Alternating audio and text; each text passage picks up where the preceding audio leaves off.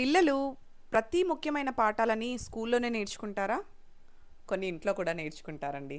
అందులో 2 ప్రాముఖ్యమైన పాఠాల గురించి ఇవాళ మనం తెలుసుకుందాం. మొదటిది తప్పుని అంగీకరించడం.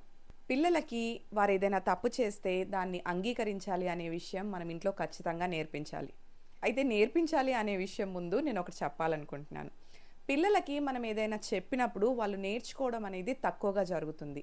వాళ్ళు చూసినప్పుడు నేర్చుకోవడం అనేది ఎక్కువగా జరుగుతూ ఉంది. మనము తప్పుని అంగీకరించే వారిగా ఉంటేనే కదా! మనల్ని చూసి మన పిల్లలు కూడా అది ఫాలో అవుతారు. మరి మనలో ఎంతమంది తల్లిదండ్రులు వారేదైనా తప్పుని చేస్తే దాని గురించి అది ఒప్పుకొని సారీ చెప్తున్నారు?